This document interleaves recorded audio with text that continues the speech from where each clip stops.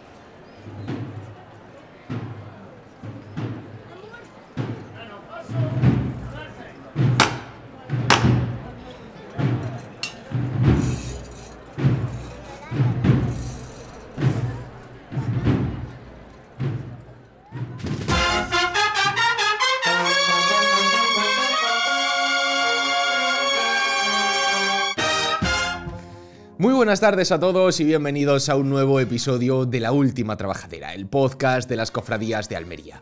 Volvemos una semana más en el que es ya el último fin de semana de este mes de mayo para hablar, de dos obras, una que se va a presentar y de otra que se ha presentado. Será un programa un tanto diferente, ya que en esta ocasión no vamos a tener tertulia y ahora entenderéis por qué. Primero vamos a ir comenzando por lo primero que vamos a hablar, que va a ser esa obra que se va a estrenar, que va a ser presentada el próximo sábado, el próximo 3 de junio, en el municipio de Berja. Y es que la querida Banda Municipal de Música de Berja va a presentar el que va a ser su primer trabajo discográfico. Y es por ello por lo que vamos a hablar con su director para conocer todos los detalles de este trabajo y todos esos entresijos que rodean a esta presentación, a este estreno que va a tener lugar, como decimos, el próximo sábado, día 3 de junio, en el propio municipio de Berja. Y posteriormente vamos a hablar de otra obra, en este caso literaria, y una obra que ya ha sido presentada. De hecho, se presentaba el pasado 15 de mayo y no es otra que el libro, un libro muy esperado, como ahora escucharán, del profesor, del maestro Juan Manuel Miñarro, una persona que conocemos muy bien en Almería, con las diferentes obras que ha realizado para nuestra ciudad. De hecho, esta misma temporada hablábamos con él en su taller por el 25 aniversario de la Hermandad de la Caridad, y en esta ocasión, como decimos, nos hemos vuelto a desplazar hasta su taller para poder charlar con él sobre esta nueva obra, como decimos, que ha escrito, y es una obra precisamente sobre su investigación sobre la sábana santa, sobre la síndone y sobre esa pieza, esa otra pieza tan importante en esta investigación como es el Sudario de Oviedo. Este libro se llama La sábana santa, arte y misterio, y como decimos, hemos querido desplazarnos de nuevo a su taller para conocer de la mano del autor y desgranar este libro de la mano de su autor, de Juan Manuel Miñarro. Una entrevista muy interesante por la que no vamos a tener en este programa, como decimos, esa habitual sección de tertulia. Ya saben ustedes que hablar con Miñarro es siempre un placer, es siempre abrir el conocimiento a un tema que difícilmente podamos llegar a conocer tan en profundidad como lo hace él, y escucharlo pues siempre es una gran oportunidad. Y aprovechando la publicación de este libro, como decimos, hemos querido hacerle una entrevista un tanto más extensa para hablar obviamente de un tema tan importante y tan bonito y tan misterioso como es el de la sábana santa.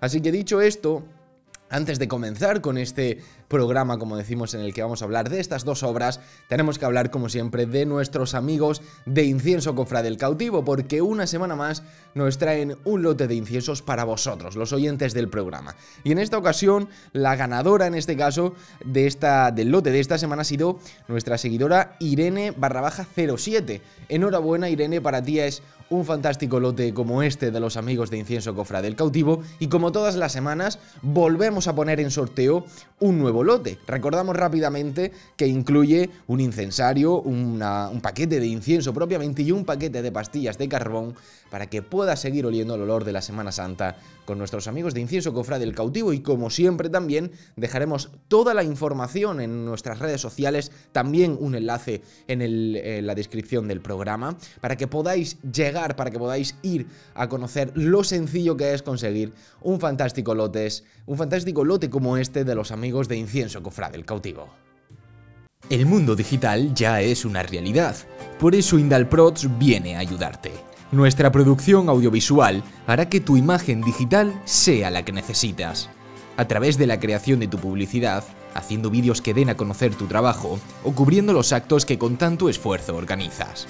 Conseguiremos mejorar tu marca y te haremos crecer. Indalprods, la producción del presente.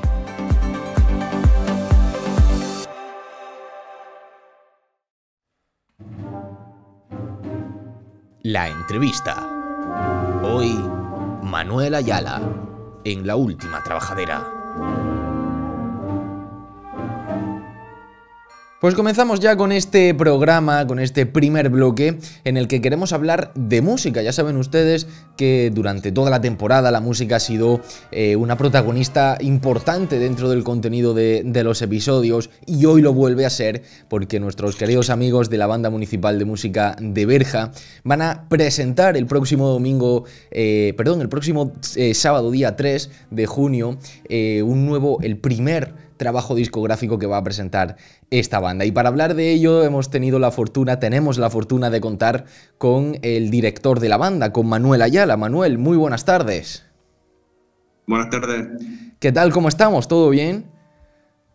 Todo bien, ya ultimando los últimos preparativos, las últimas 2 semanillas que nos quedan, y bueno, con muchos nervios, pero bien. Porque como decimos, Manuel, si no estamos equivocados, que creemos que no, que la información efectivamente es así, es el primer trabajo discográfico que vais a realizar desde esta Banda Municipal de Música de Berja. Y para comenzar un poquito con la entrevista, Manuel, queríamos preguntarte un poco, pues, ¿de dónde viene, ¿no?, esta idea? ¿Cómo surge el crear este primer trabajo discográfico? Bueno, pues esto empezó a finales de 2018, primero 2019, hace ya unos 4 o 5 añillos.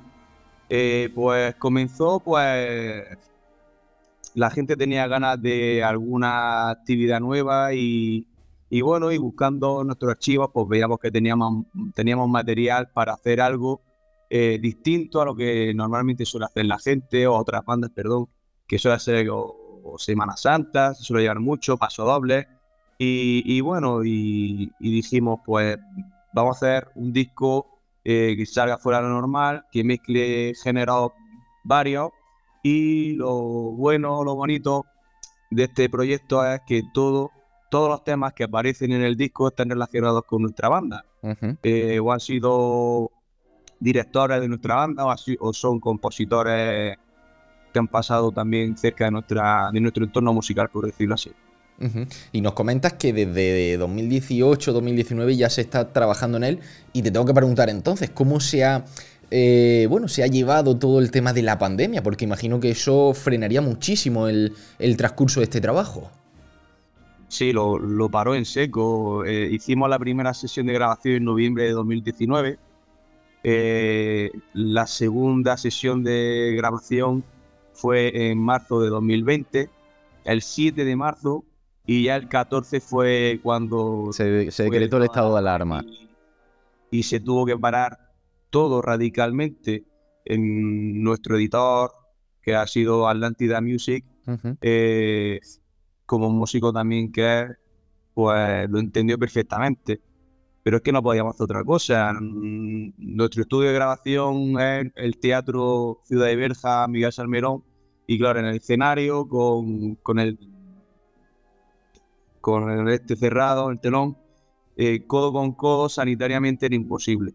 Entonces, pues se tuvo que parar hasta mediados de 2021, que poquito a poquito se fue viendo la luz y se pudo reactivar otra vez las sesiones de grabación, pero lo pasamos bastante mal, por el hecho que había mucho dinero en juego, en el sentido de que las instituciones pues, no apoyaron, pero querían ver el resultado y no pudo ser, como es lógico. Y se reactivó a mediados de 21, 22 hemos estado trabajando y ya por fin en 2 semanas pues verán a luz este ansiado proyecto.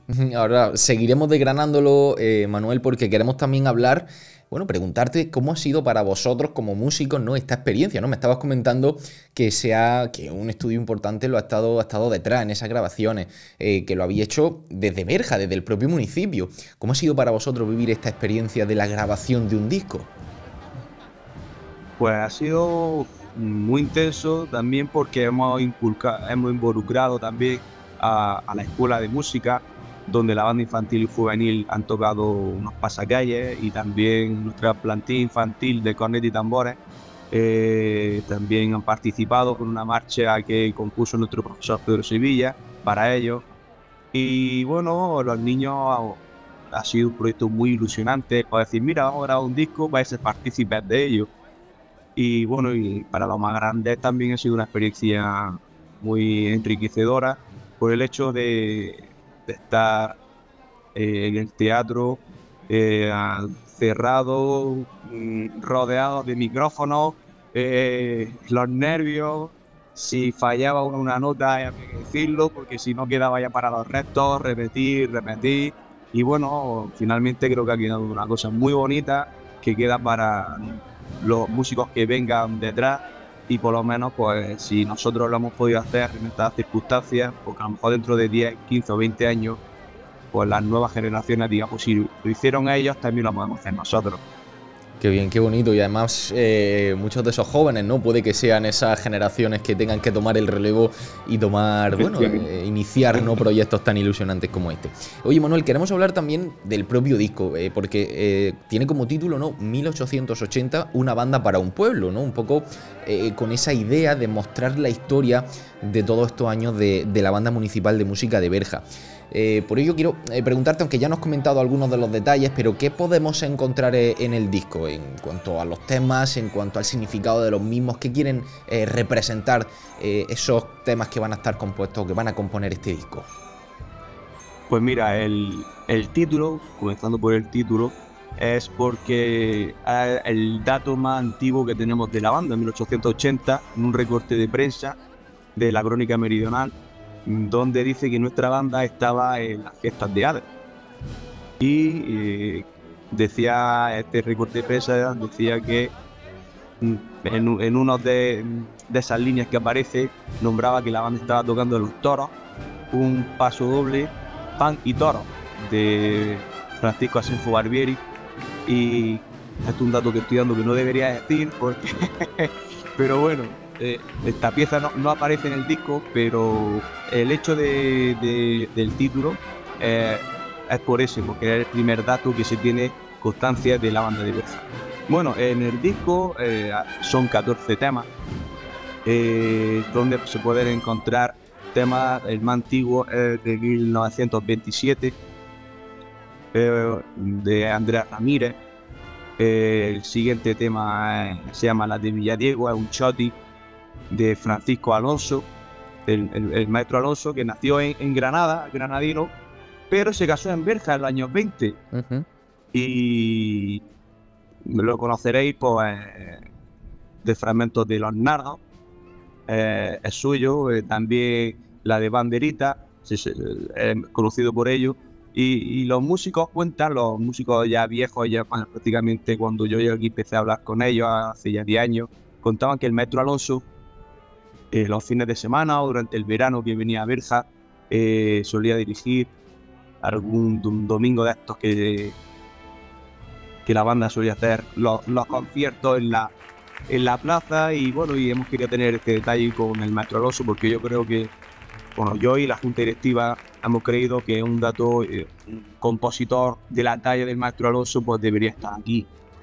Después también hay marcha de Semana Santa de Javier Tapia, entre ellas está por supuesto Fe y Caridad, y también de Juan Rodríguez Ortega, que es un compositor de Alhama, pero que estuvo dirigiendo nuestra banda durante 10 años, hasta 2001, se llama La Virgen de Gados, que es nuestra patrona.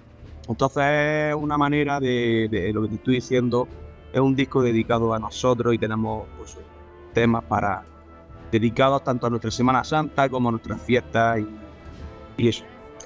Va a ser también una manera, Manuel, de conocer lo que es a día de hoy la Banda Municipal de Música de Berja, ¿no? Desde esos inicios hasta un poco también el presente, ¿no? Es decir, que va a ser una especie de biografía musical. Sí, es un homenaje totalmente a nuestra historia. Sí, tenemos desde la pieza más antigua, como he dicho, que es el Pasacay, un saludo a Almería, de 1927, que fue compuesto por Andrés Ramírez, que fue un director nuestro que estuvo desde el año 31 hasta la Guerra Civil, que ya fue echado por la radicalización política, hasta prácticamente 2019, que es un himno que compuso Javier Tapia, se llama Maritudinis Mater, que está compuesto para la Virgen de la Amargura, que procesiona el miércoles santo y lleva muchísimos años detrás de ella. Es decir, abarca pues eso, pues 90 años de historia de musical relacionada con nuestra banda. Y Manuel, también nos has comentado, ¿no?, en esta charla que llevamos, que las instituciones estaban involucradas, que la escuela de música estaba involucrada. Al final, un poco, gran parte de la representación del pueblo, ¿no?, podríamos decir, está representada en este disco. ¿Qué significa precisamente para el pueblo, ¿no?, para todas las personas que de alguna manera están presentes en el disco o están involucradas, mejor dicho, en el disco? ¿Qué significa que por fin vaya a ver la luz? Pues la verdad, cuando salió el proyecto en 2019, lo primero que hicimos fue buscar patrocinadores, porque si no, económicamente es muy difícil sufragar los gastos, y hay muchos comercios que han colaborado. Hemos hecho patrocinios de platino, que son de 200 euros, hasta patrocinios de bronce, que son 50 euros. Cada uno ha dado lo que buenamente ha podido, y hay más de 20 patrocinadores que nos han ayudado. Después del COVID comenzaron a preguntar: oye, el disco, y estamos trabajando en ello, y bueno, la gente se alegró que ese proyecto no cayera en un saco roto. Y también pues después muchas familias también han colaborado para que aparezca su nombre en el disco. Y bueno, de hecho, pues eso, pues el explicar a la gente el proyecto, que es un disco dedicado a nuestra historia, pues gustó muchísimo, y por eso muchas familias se involucraron, comercios, como he dicho, el ayuntamiento también hemos tenido un respaldo muy grande del ayuntamiento, y también del Instituto de Estudios Almerienses también nos dieron una ayuda muy importante, que ahora al salir el disco pues ya se cerrará ese círculo. Así.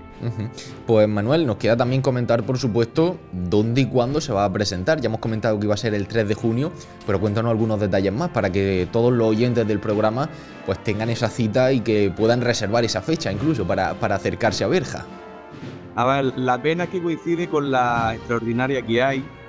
Y mucha gente, hemos mandado muchísimas invitaciones, y muchas de ellas Nos han dicho que lamentablemente por estas circunstancias no puedan venir de Almería, pero bueno, hemos invitado a las bandas vecinas de aquí alrededor. Y bueno, la idea sería que ese 3 de junio a las 8:30 se abre el teatro. Queremos hacer una exposición con partitura antigua, también con instrumentos antiguos, documentos de la época que hablan tanto de la banda como de los directores. Exposición yo creo que puede quedar muy bonita y muy interesante. Y a las 9 sería comenzar el acto, donde tendrá palabra el alcalde de Berza, Sergio Núñez, que es de Atlántida Music, con quien hemos grabado el disco. Y después habrá unas pequeñas pinceladas de música de nuestra banda infantil juvenil, que tocarán un paso doble, un pasacalle de 1946, titulado Guillermito. Luego nuestra banda de Con y Tambores también pondrá su granito, y ya cerrará el acto la banda municipal. Lo queremos hacer breve para que no se haga largo, y después la excusa para tomarnos algo que es lo más importante de la presentación. Y una vez presentado, Manuel, para todo aquel que quiera o tenga pensado adquirir este trabajo discográfico, ¿cómo se podrá hacer? Pues imagino que se podrán poner en contacto con la banda a través de las redes sociales. El disco se puede adquirir de 3 formatos. Uno es el disco físicamente, otro será a través de pendrive. Hemos hecho unos pendrives chiquititos metálicos con el logo de la banda. Y por último, dentro del disco aparecerá un código QR para que se pueda descargar al móvil y poder escucharlo en el coche, porque ya los coches hoy en día ya no traen ni CD. Efectivamente.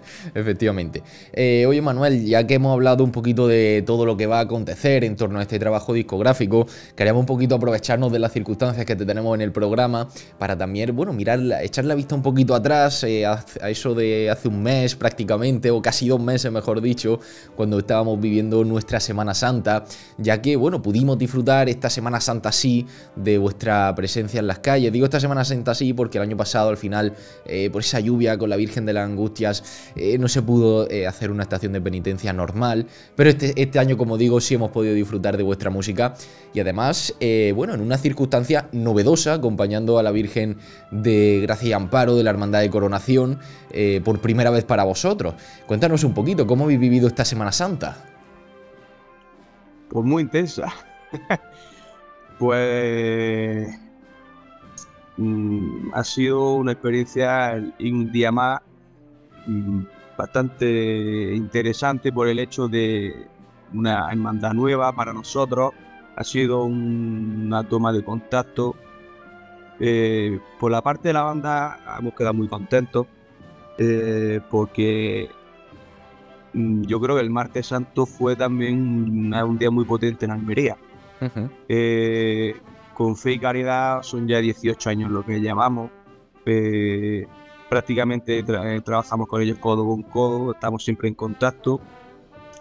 El jueves, por fin, la verdad es que tuvieron la mala suerte que después de los 2 años de pandemia, que le lloviera, esa mala suerte que tuvieron. Y este año tuvimos el detalle de regalarle una marcha compuesta por Javier Tapias, que se llama En tus manos Angustia. Y el martes, pues lo que estamos hablando, pues una procesión también muy larga, el hecho de salir de la Salle y encerrarse en su barrio, muy, muy duro. Y después también los repertorios, los 3 estilos de las hermandades son muy distintos también, porque el domingo la hermandad quiere un repertorio elegante pero reposado, por decirlo así, el tipo más lento. En cambio el martes quieren las marchas más rápidas, para ellos andar un poquito, digamos, con más ritmo, un poquito más rápido. Y después el jueves mucho más toque que quiere la hermandad más serio, como un poco como el toque de los Cerevitas de Sevilla, ese tambor sordo, y ya el repertorio pues, más fúnebre. Pero son 3 estilos muy distintos para saborearlo de forma distinta. Y además, bueno, también demuestra un poco pues esa polivalencia a la que se puede adaptar la Banda Municipal de Música de Berja y hacer pues unas actuaciones tan buenas y tan bonitas como las que hemos podido disfrutar esta Semana Santa. Pues Manuel, dicho esto, no nos queda más que desear que esa presentación del próximo sábado salga maravillosa, que este disco sea todo un éxito y que todas las personas de Berja y las personas también de Almería Capital y hasta donde llega la música de la Banda Municipal de Música de Berja disfruten de este trabajo discográfico y sobre todo a vosotros, pues felicitaros por el esfuerzo que ha supuesto este disco y animaros por supuesto a que sigáis pues trabajando en esta línea que tanto, como digo, nos hace disfrutar cada Semana Santa. Así que Manuel, muchísimas gracias por sacar un hueco para atendernos y lo dicho, deseamos que vaya todo muy bien. Muchísimas gracias y esperemos que esta sea la primera de muchas. Efectivamente, un abrazo. Un abrazo. Inciensos Cofrades El Cautivo. Inciensos de fabricación propia y con materiales de primera calidad. Suministramos a hermandades de gloria, penitencia, a agrupaciones parroquiales y asociaciones y parroquias. Servimos a cualquier punto de España. Estamos en calle Atis número 22, Carmona, Sevilla. Puede contactar con nosotros en inciensoscofradeselcautivo.com. Inciensos Cofrades El Cautivo. El olor de la Semana Santa. ¿Tus muebles no aguantan lo suficiente y temes que se desmoronen? Tranquilo, acude a Artekit, tu empresa de muebles de confianza. Somos fabricantes de todo tipo de armarios, vestidores, librerías y mobiliario juvenil, todo a medida y con la mayor seguridad. Gestiona tu proyecto de forma única, contactándonos a través de nuestro teléfono o de nuestro WhatsApp 666-416-478 o en alguna de nuestras 2 tiendas físicas. Artekit, confianza y garantía de nuestros productos. El análisis. Hoy, la Sábana Santa, arte y misterio, en la última trabajadera. Continuamos con este programa, como decíamos al principio, un programa un tanto diferente a lo que venimos haciendo a lo largo de la temporada, ya que en este segundo bloque va a ocupar también el tercer bloque, donde habitualmente teníamos esa sección de tertulia. Y efectivamente, como decíamos también al principio, esto se debe a que nos vamos a trasladar hasta el taller del maestro Juan Manuel Miñarro para conocer de su propia voz todos los entresijos del libro que acaba de publicar, ese libro titulado como La Sábana Santa, Arte y Misterio, para adentrarnos de nuevo en este maravilloso mundo que engloba, que rodea a la Sábana Santa y a todo lo que su investigación conlleva. Como decimos, nos desplazamos hasta el taller de Juan Manuel para conocer todos estos detalles del libro La Sábana Santa, Arte y Misterio. Bueno, pues de nuevo desde el taller de Juan Manuel Miñarro. Digo de nuevo porque Juan Manuel estuvimos no hace mucho tiempo, alrededor del mes de octubre, creo recordar, con motivo de esa extraordinaria que hizo el Señor de la Caridad de Almería y que lo llevó hasta la catedral por primera vez en esos 25 años de historia. Y como digo, estamos de nuevo aquí para hablar precisamente de lo que tienes en tus manos, que no es ni más ni menos que este libro de La Sábana Santa, Arte y Misterio, un libro que mucha gente esperaba, Juan Manuel, no sé si eres consciente. Sí, claro, por supuesto. De hecho, no es la primera vez que me preguntan que por qué he tardado tanto. Bueno, cuando ya los que se enteraron que estaba ya en fase de ejecución, que ya tenía previsto que la publicación incluso fuera antes de la Semana Santa, pero claro, eso es de lo que uno prevé más o menos que puede ser y no llegó. Siempre son los momentos más oportunos, parece, ¿no? Este tipo de temas tiene que estrenarse o tiene que hacerse algo en Cuaresma, que no tiene por qué. Porque hablar de historia, de arqueología y de ciencia no tiene por qué ser nunca Cuaresma o cualquier otra época del año es buena, siempre que se trate un tema con la objetividad que nosotros estamos tratando este objeto, ¿no? Y claro, también por lo que yo digo, porque el día tiene sencillamente 24 horas y yo me dedico a hacer escultura, me dedico a la docencia y difícilmente el que hace obras o hace imágenes tiene tiempo de escribir. Eso se lo dejo yo a mis amigos los historiadores, que son los que tienen que escribir, pero claro, también es cierto que los artistas deberíamos de escribir más. Sobre todo cuando llevas empeñado en este tema, en esta aventura, llevas 20 años, que eso es lo que el año pasado reflexionábamos, año 22, desde el año 2002, 20 años, ¿no? Y parecía que era oportuno ya que, bueno, que el que ha estado tanto tiempo en esto, explicara el por qué está en esto, qué es lo que le lleva a entrar en esa aventura, un escultor universitario que al mismo tiempo pues, se dedica a la imaginería, que es lo que le lleva a meterse en este plano de investigar, en definitiva, lo que todo el mundo sabe, Es una reliquia de la Iglesia, evidentemente, una reliquia muy piadosa, una reliquia muy venerada, con una tradición muy secular. Afirma que él envolvió al cuerpo de Jesús de Nazaret tras el descendimiento por mano de José de Arimatea, que fue con Nicodemo los que se encargan del entierro, ¿no? En fin, pero claro, yo como he contado muchas veces, ¿por qué? Porque es un objeto que tiene un enigma, que se resiste a tener una explicación lógica, y como tal me exigía a mí como artista pues dar un paso. ¿Por qué dar un paso?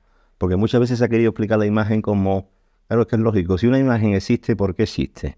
Pues todos lo sabemos, porque si existe, porque es un artefacto, y ese artefacto lo ha tenido que crear un artista, un alguien. Claro. ¿Por qué existen las pinturas rupestres?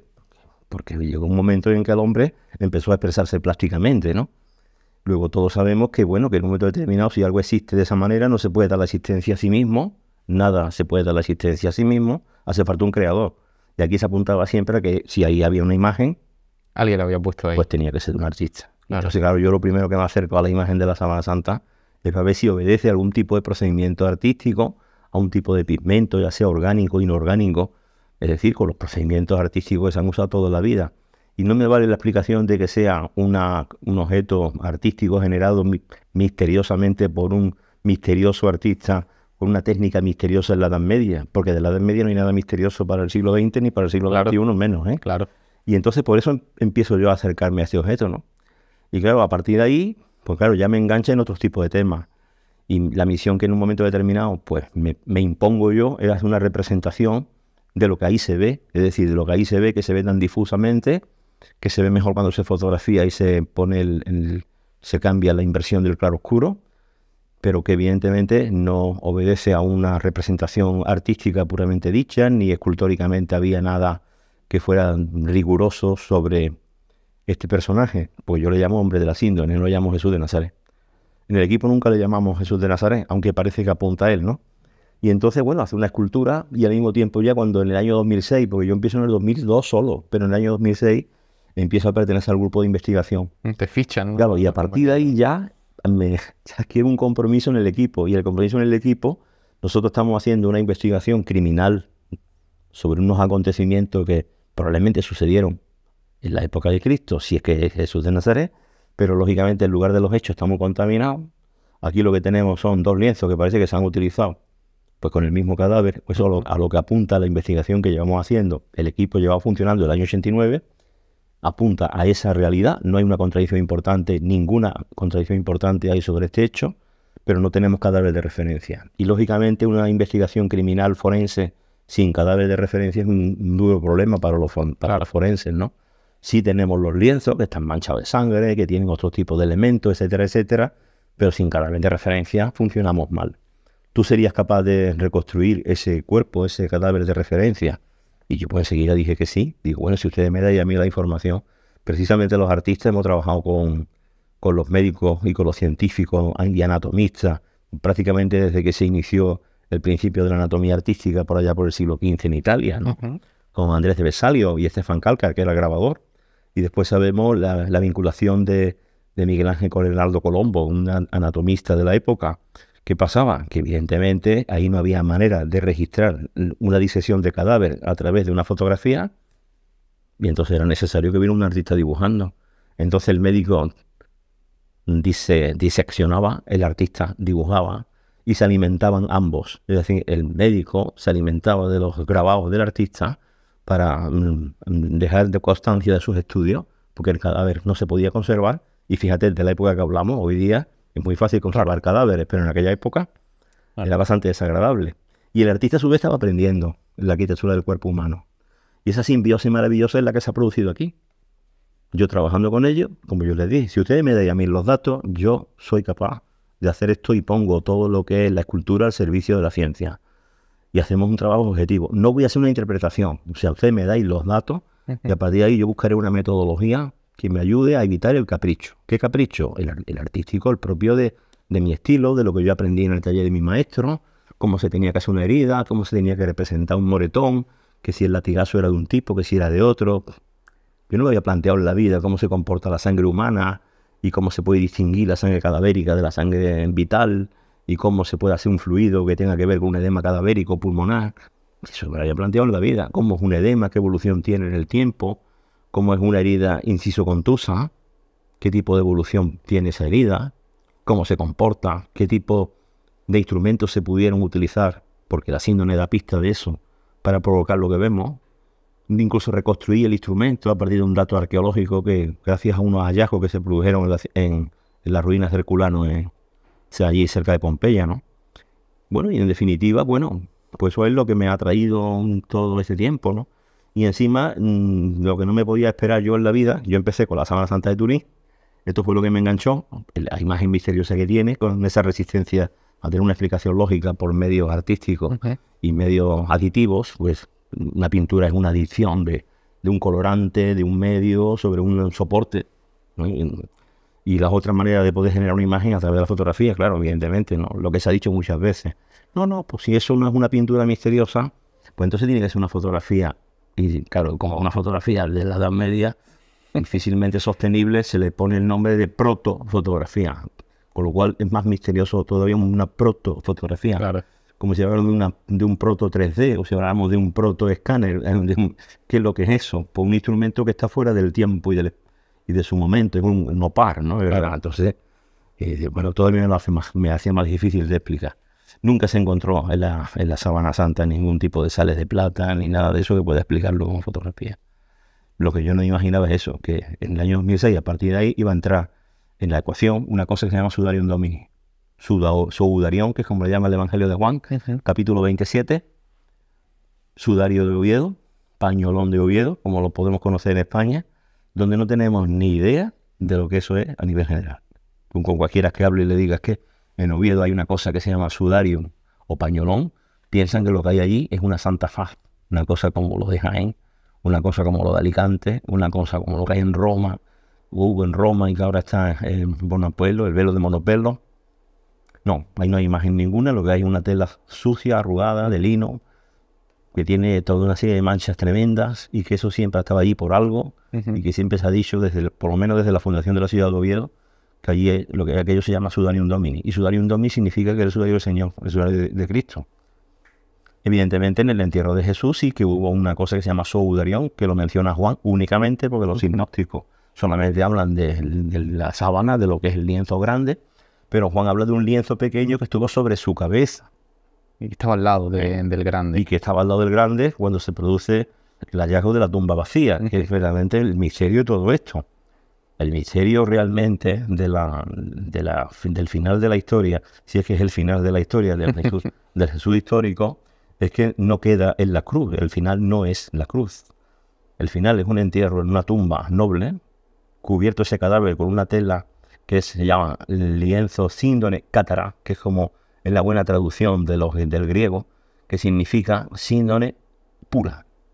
Y una síndone pura en ese lenguaje desde el punto de vista de la cultura judía, era la vestimenta del sumo sacerdote del templo, que vestía una síndone cátara pura, los cátaros son los puros, de lino. Y además de un lino que venía probablemente no de construcción en la zona, sino de importación. Un lino que se importaba, porque se importaba la manera de tejer, que está hecho en sarga, en espiga, que se le llama espina de pescado, que le decimos, con torsión en Z, no torsión en S, que es el tejido más frecuente que se ha encontrado en Palestina. Y entonces, bueno, pues verdaderamente es sorprendente, de alguna forma, ese Evangelio de Juan, cómo se hace realidad cuando yo empiezo a estudiar sudario por un lado, síndone por otro, y digo, bueno, pues si aquí estas manchas son iguales, pero si esto coincide con esto, ¿cómo es posible? A ver, ¿por qué? Me hago esa pregunta, porque las historias que tienen esas dos telas son muy distintas. El sudario de Oviedo, aunque en España no se sepa nada de él, tristemente, sí es verdad que el equipo de investigación del Centro de Tecnología lleva ya eso, casi prácticamente desde el año 89 funcionando, y curiosamente y misteriosamente funciona a pesar de que no somos de ninguna universidad, de que no pertenecemos a ninguna empresa y que no tenemos financiación ninguna externa, sino que es de financiación pura y propia, y que nos cuesta a cada uno nuestro tiempo y nuestro dinero estar en esto. Y bueno, quizás por eso a lo mejor se sabe algo más en España de él, pero lo más interesante de todo, y nosotros en eso hacemos mucho hincapié, hay que estudiarlo más profundamente desde el punto de vista de la historia, porque el sudario de Oviedo sí tiene que ver con la historia de España, porque como mínimo entró en España en el siglo VII. tiene muchísimo que ver con la historia de España. Sin embargo, la Sábana Santa de Turín no tiene absolutamente nada que ver con la historia de Italia. Pero nada. Claro, pasó por toda Europa La prácticamente. Sábana Santa de Turín tiene que ver con otras cosas, pero con la historia de Italia no. Y sin embargo, los italianos, pues, date cuenta, la abanderan como uno de los objetos religiosos, porque evidentemente ese perfil no se le puede quitar jamás. Y atrae muchísimos peregrinos, como atraen a peregrinos, pues lógicamente, pues Tierra Santa, visitar los santos lugares, como trae peregrinos la Meca. ¿A ver quién le discute a los musulmanes la piedra? ¿A ver quién se la discute? ¿A ver quién dice de la piedra que eso lo han falsificado? ¿Quién se atreve en el mundo a hacer eso? Contra ellos. Nadie, ¿no? Es cierto. Sin embargo, contra este objeto, pues todo el mundo se atreve a tener una teoría, que lo explica de una manera determinada, y ya lo único falta que nos diga que algún día lo han hecho los marcianitos. Pues entonces ya sería, no, yo he llegado ya a leer en algunos sitios, es que Jesús de Nazaret era un extraterrestre, muy claro, pues claro. Entonces lo que hizo que se evadió de allí, de la sepultura, claro, y ya está, porque vino un ovni y lo rescató de alguna manera, como si lo abducieran de alguna manera misteriosa, salió sin abrir el sepulcro y sin abrir la mortaja, claro que sí. Entonces estas cosas son las que verdaderamente sobre esto pesa enormemente, ¿no? Toda esa cantidad de prejuicios que existen entre muchos científicos también, que no quieren en un momento determinado enfrentarse con lo que esto les enfrenta directamente, les enfrenta con algo que no pueden explicar. Claro, porque esa mancha no demuestra que sí, pero tampoco se ha podido demostrar a día de hoy Eso que está no es. clarísimo. No tenemos prueba alguna para demostrar su falsedad. Y no tenemos prueba alguna para demostrar su autenticidad. Y aparte de eso, la ciencia no demuestra la matemática. Eso no quiere decir que este objeto no se puede estudiar desde la matemática y desde la informática. De hecho, ahora mismo en nuestro equipo de investigación acaba de entrar un buen matemático y está intentando estudiar el tema de modelos de mallas, de elementos finitos. Está intentando cuantificar toda la información que nosotros ahí hemos encontrado. Esa información que nos dice que ambas telas estuvieron en algún momento unidas, juntas sobre el mismo cadáver, con historias diferentes. ¿Cómo es posible que estuvieran juntas ¿Cómo es posible que tengan las mismas manchas, el mismo tipo de sangre? Pero usando la razón, principio de la razón suficiente, que es uno de los principios para hacer ciencia, ese principio es fundamental. Hay que dar una razón para lo que se defiende, no vale decir porque sí, o porque a mí me gusta esto, y como me gusta porque soy creyente, esto tiene que ser así. ¿No? Tú tienes que aceptar lo que te dé el dato científico, te guste o no te guste, las cosas son como son, te guste o no. Y por eso se permite que haya una ciencia universal, que vale igual para un chino, para un japonés, para un árabe, para un estadounidense, para un americano, para un alemán, independientemente de sus creencias, de su cultura, independientemente de todo, la ciencia, por eso es universal, por eso existen leyes de la naturaleza, que no son leyes abolibles, menos más, porque si no estaríamos buenos. Entonces ahí la cuestión es esa, ¿no? Que son elementos que parece ser, usando la razón suficiente, que estuvieron juntos ¿en dónde? ¿Y en dónde pudieron estar juntos? Pues parece que en Jerusalén. Porque incluso los elementos de contaminación de caliza y cosas que hemos encontrado en ambas telas, tanto en el 78 en Síndone como en el sudario de Oviedo, relativamente hace poco tiempo, pues tiene que ver con las tierras de Jerusalén y las calizas de allí.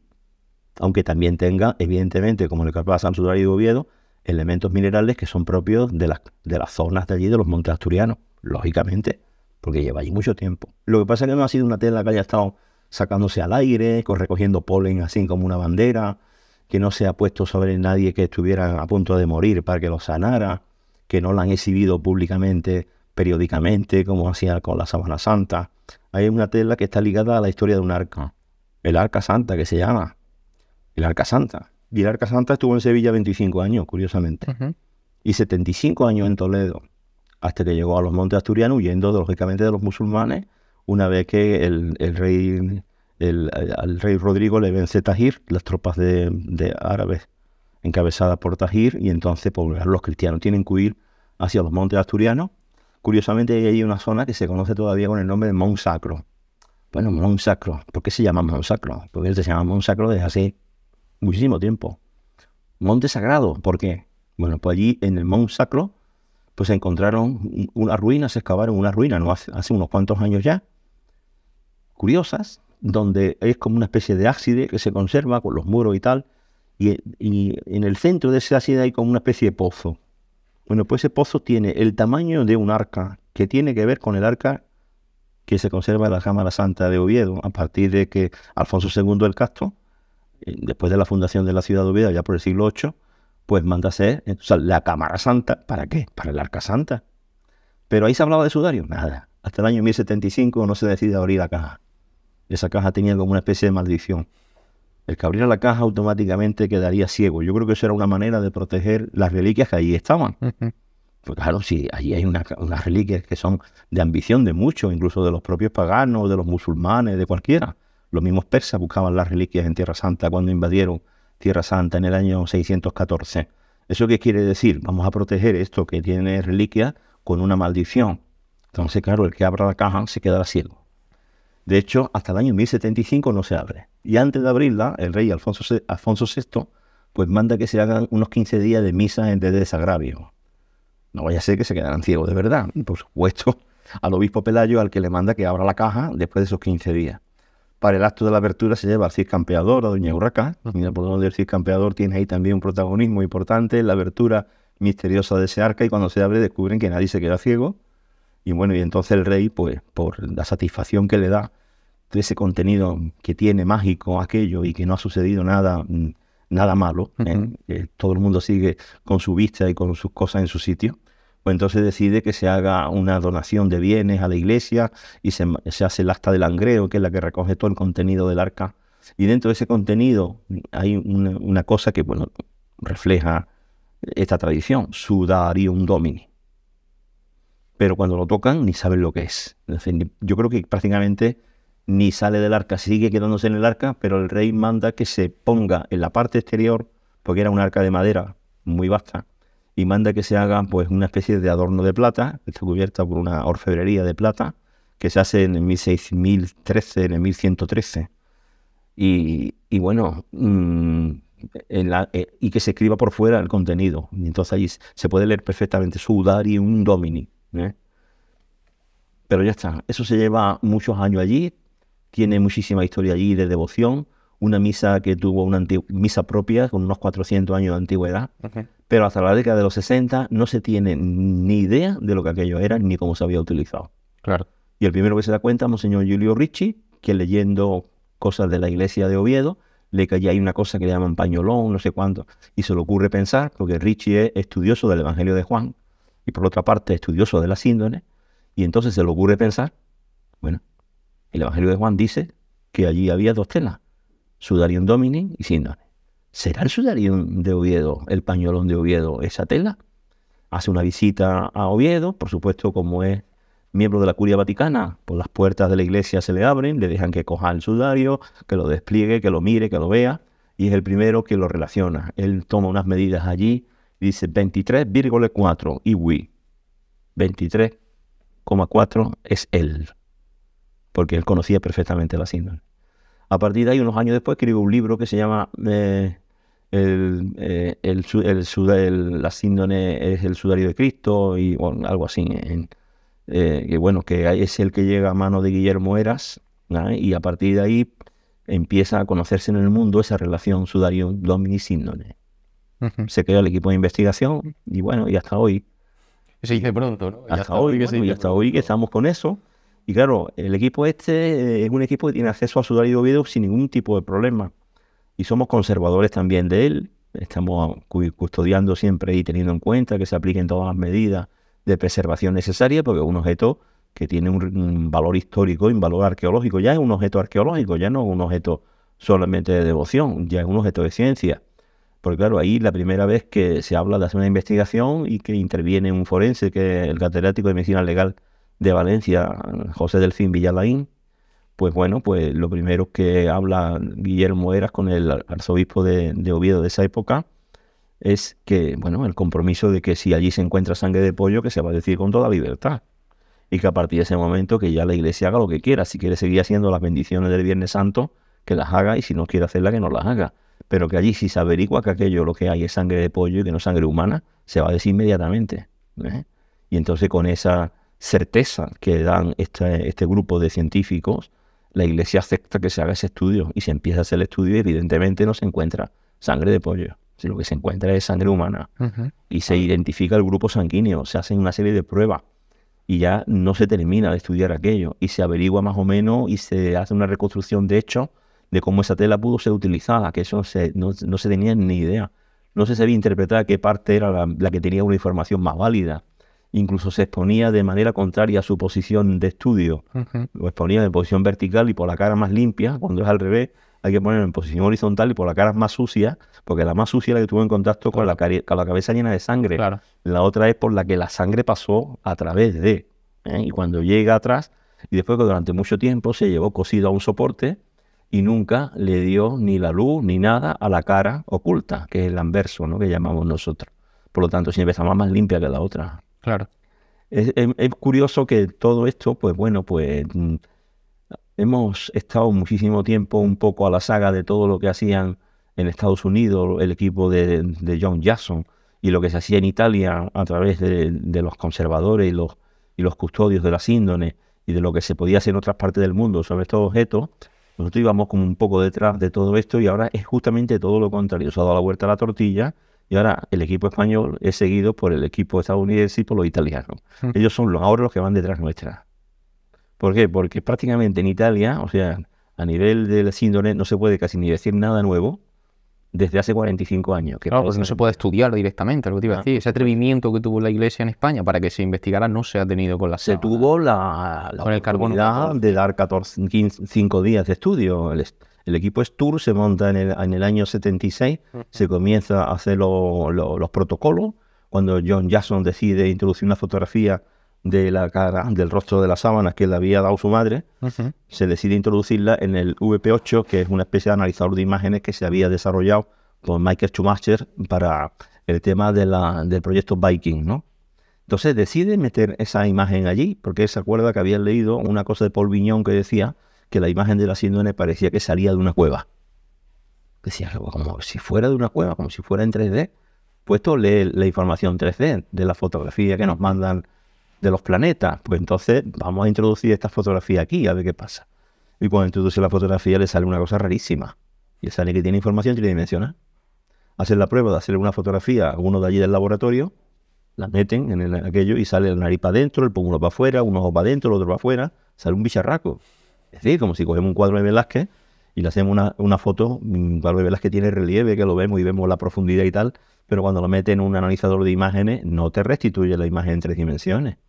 ¿Qué quiere decir? Claro, aquello fue tan sorprendente para Janssen, Hamper, que fueron los que en un momento determinado se enfrentaron a aquel misterioso fenómeno, que dijeron, así no hay que estudiarla, esto hay que hacer algo porque esto es una cosa que verdaderamente es curiosa, porque tiene esta propiedad, algo que parece ser que como mínimo llegó en el año 1578 a Turín.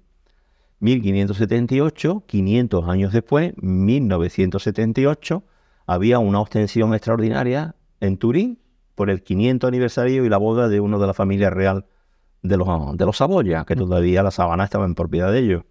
Y entonces deciden presentar un protocolo a la iglesia y a la familia real para que, lógicamente, son los propietarios, se haga un estudio, aprovechando la oportunidad de que en el año 78 se iba a hacer eso. Estábamos en el 76, 66, 77, 78. Y le autorizan, pero claro, le dan 5 días. En 5 días tienen que hacer todo lo que verdaderamente era casi imposible hacer, porque ellos llevaban un protocolo que tenía más de 400 páginas. Llevaban 3 protocolos en función, nos dan 3 días, nos dan 10 días, no sabían lo que les iban a dar, nos dan media hora, nos volvemos. Entonces, evidentemente, llevaban el protocolo, era el de Albuquerque, que se conoce por ese nombre porque se elabora en Albuquerque. El equipo estaba formado por 36 científicos de diferentes disciplinas del saber humano y del conocimiento.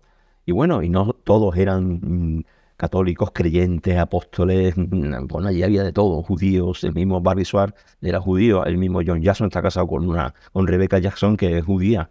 En definitiva, que bueno, que eso de que fueran creyentes, religiosos, todos los que estaban allí, y que fueran allí a intentar demostrar que la síndrome era la imagen de Cristo, aunque no lo fuera, eso es totalmente falso. Eran gente que iban como científicos a ser objetivos y, lógicamente, a ser como tiene que ser un científico siempre, independientemente de sus creencias. Las creencias no pueden ser un obstáculo para hacer ciencia. Si no, diríamos, no, es que para hacer ciencia hace falta ser agnóstico. Eso quiere decir no creer en nada. ¿Cómo no creen en nada? Todos creemos en algo, ¿sabes? Claro, es la objetividad que se le pone. Entonces, el científico tiene que ser escéptico, evidentemente. El científico tiene que ser escéptico porque se tiene que basar en pruebas. Claro. Pero esto existe físicamente, nos guste o no. Y además, esa investigación ha llevado precisamente a pensar que efectivamente no se puede demostrar lo que decíamos antes, ¿no? Que no es lo que parece que sí es. Es decir, no se puede demostrar ni que sí, pero tampoco que no. Es decir, estamos hablando de un misterio Lo que no tenemos, ya digo, no tenemos demostración. Pero hay una frase que yo en el libro la pongo, ¿no? La ausencia de la prueba no es la prueba de la ausencia. No tenemos la prueba. Quiere decir que no existe. No, hijo mío, no. En ciencia sabemos que hay cosas que tenemos que esperar. Y ya está. Lo que no nos anticipamos a darle una explicación de esta rara y extraña y especulativa y casi utilizando la ciencia ficción o la teología ficción, que es mucho peor que la ciencia ficción. Pues mira, al final la ciencia ficción, pues bueno, es cierto, de alguna manera lo que nosotros pensamos que hoy día es magia o que hoy día es ciencia ficción, lo mismo es ciencia mañana, porque eso nos ha pasado, ¿no? Porque eso pasó con el submarino, con el helicóptero, con todo lo que el hombre ha desarrollado. Al final hemos ido a la luna de verdad, como Julio Verne hizo en su obra, ¿no? Con ese cohete que entró allí y pegó en el ojo de la pobre luna, ¿no? O sea, al final hemos ido de verdad. Al final, de verdad, estamos moviendo en el espacio. Al final, de verdad, vamos a visitar quizá otros mundos, ¿no? O sea que eso al final, pues seguramente terminará siendo lo que hoy es magia. Eso dentro de años será ciencia y será realidad probablemente, ¿no? Pero claro, aquí lo que yo me planteo y todos los del equipo nos planteamos es que estudiamos esto ya no basándonos en la imagen ya. El sudario de Oviedo es una tela que no tiene imagen. Tú pregúntale a cualquier forense que haya estudiado en un asesinato donde se haya encontrado, a lo mejor el cadáver se haya encontrado o no se haya encontrado, pero se han encontrado las telas o las mantas donde trasladaron ese cadáver. Ese cadáver que dejó allí unos fluidos, etcétera, etcétera, etcétera. Y tú pregúntale a qué forense se ha encontrado con un caso en el que haya unos tejidos manchados de sangre y al mismo tiempo una foto de la víctima. Pero no hay precedente en ningún caso. No hay precedente. Sabemos que en una mortaja te puedes encontrar todo lo que sea, pero normalmente una mortaja es mortaja en tanto en cuanto tenga el cadáver dentro. Claro. No se puede hablar de mortaja. En el caso del sudario, no se puede decir que es una mortaja. Pasa que nosotros lo hemos traducido como se puede traducir soudarión en griego. No tiene traducción ni en el español, ni en el italiano, ni en el francés. Y nosotros lo hemos traducido por mortaja, ¿no? Y decimos que un sudario es la envoltura completa del cuerpo. Pero el verdadero significado de soudarión en griego y suderá en arameo es tela para limpiarse el sudor. Y además etimológicamente, fíjate que correcto es. Claro. Soudarión, eso es tela pequeña, normalmente pequeña, como una toalla de mano que llevaban los judíos normalmente atada en la muñeca o en el cuello, que le servía también para protegerse la cabeza del sol, que le servía también para enjugarse el sudor, para secarse las manos.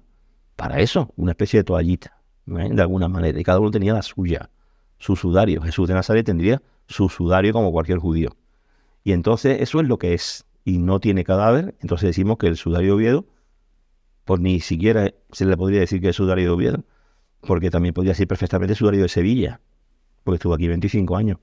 También podría decirse perfectamente sudario de Jerusalén, porque allí estuvo como mínimo hasta el año 614, que tuvieron que salir de allí los peregrinos huyendo con las reliquias desde el otro lado del Jordán, en una especie de monasterio, se llamaba Monasterio San Marcos, donde se conservaba un arca con reliquias hecha por la segunda generación de los apóstoles. Uh-huh. Eso está todo recogido. Y los primeros peregrinos que visitan Tierra Santa, siglo III, siglo IV y tal, visitan ese monasterio y ven una cosa que llaman soudarión y lo besan.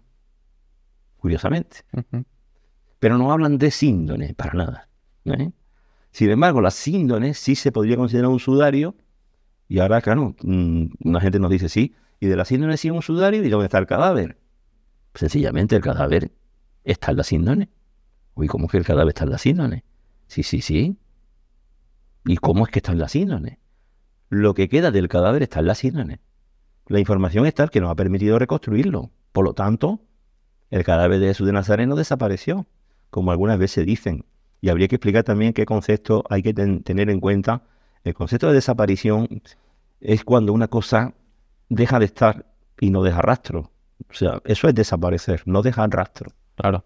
Pero allí hay un rastro acojonante, tremendo, increíble, lleno de datos científicos, de rigurosos datos forenses, con todos tipos de los fluidos de la sangre, como se ha estudiado verdaderamente bien, no tanto en el sudario no tanto en la síndrome como en el sudario. Ya quisiéramos que la investigación forense estuviera en la Sábana Santa al mismo nivel que en el sudario de Oviedo, que no lo está para nada, ¿no? Porque en 5 días no se puede hacer nada. No se pudieron repetir la mitad de los experimentos porque en 5 días se retiran. Había fotografías que eran las infrarrojas que tardaban 15 días en revelarse. Si salían mal ya no tenían el objeto para repetir. La fotografía ultravioleta había que llevarla a un laboratorio también. Las cortinas que tenía el palacio aquello cubrieron la mayoría, pero las fotografías que se hacían con cámara analógica requerían un laboratorio fotográfico que se montó en un cuarto de baño del Palacio de los Saboya, cuarto de baño que no tenía la garantía de oscuridad absoluta para las cosas, ¿eh? Y todo revelado químico. Es decir, que si nosotros analizamos todos los instrumentos que se utilizaron hace 45 años, hoy día todos esos objetos y todas esas máquinas y todos esos medios tecnológicos son dignos de estar en un museo. Eso no valen hoy día para nada. Lo rápido que evoluciona la tecnología. Hoy día en un teléfono de los que llevamos en el bolsillo hay más potencia que los ordenadores que usaron allí. Claro.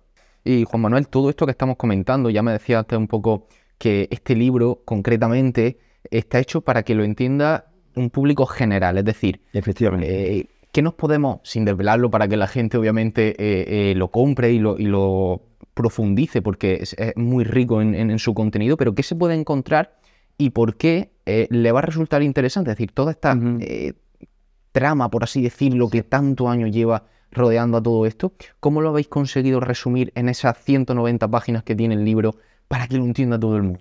Bueno, pues la verdad de una manera muy fácil, porque lo que es la obra es que, o sea, el resultado de mi trabajo es un resultado fácilmente visible, es decir, porque hemos hecho exposiciones, tenemos el Museo de la Pasión, es decir, que toda la obra que se ha generado a través de este estudio es una obra que se ha convertido en esculturas, y esas esculturas son perfectamente visibles y tangibles, se pueden hasta tocar, ¿no? Porque además las imágenes están hasta en relieve.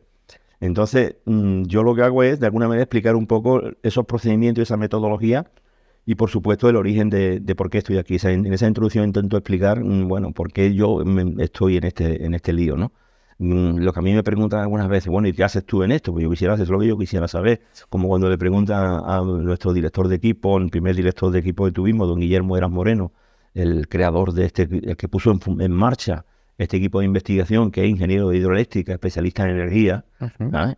Y le dicen, bueno, ¿pero qué hace un ingeniero? Eso es la pregunta que yo me he hecho muchas veces. No lo sé, ¿sabes? Y eso le pregunta a cualquiera de los que estamos en el equipo, ¿qué es lo que hace un químico, un bioquímico? ¿Qué es lo que hace un médico forense? Bueno, el forense puede ser que tenga que ver, pero sí, un tío de Bellas Artes se la ha perdido en este tema, ¿eh?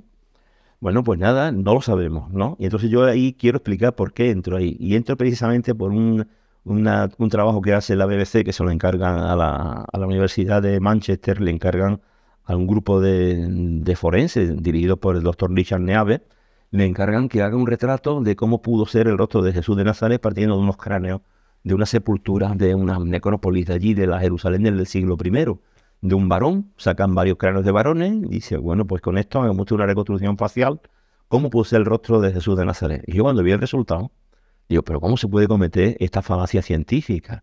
¿Cómo pretender crear el retrato de un personaje histórico partiendo de cráneos de personas que vivieron en su propio momento y en el mismo lugar?